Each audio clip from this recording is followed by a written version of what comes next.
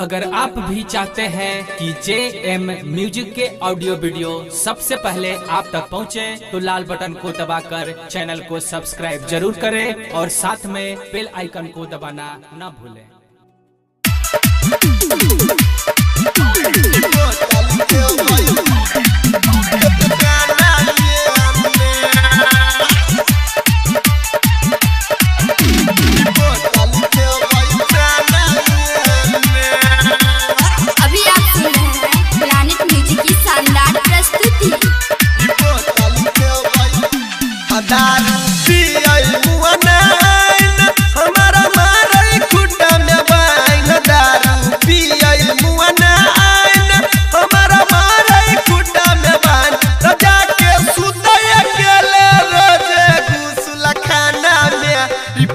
लिखे बैठाना में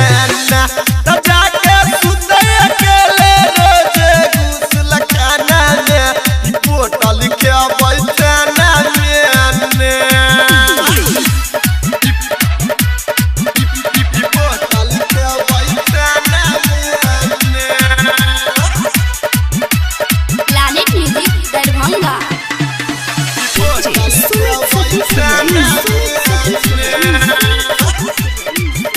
JM म्यूजिक की प्रस्तुति।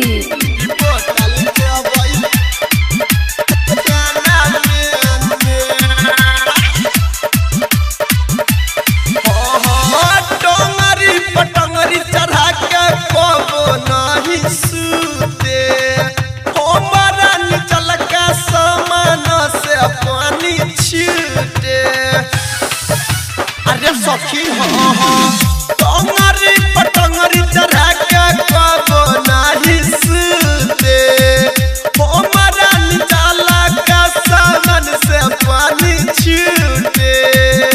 हमारे रोजे रोजे लागे देह में ध्यान नहीं रिपोर्ट लिखे बैठाना में ना तमुआ ना पी के सुतल छै कने घुसल खाना में रिपोर्ट लिखे बैठाना में ने रिपोर्ट लिखे बैठाना में ने planet music Darbhanga JM music की प्रस्तुति।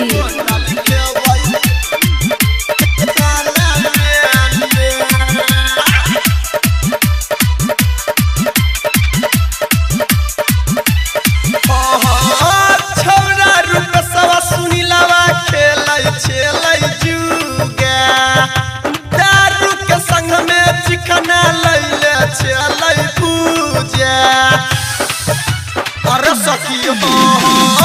छौरा रुक सब किसनवा खेलै छलै जुगा दारू के संग में लैले छलै चिकना पूजा गायक चंदू यादव गाय बदल कई गाना में रिपोर्ट लिखे बैठाना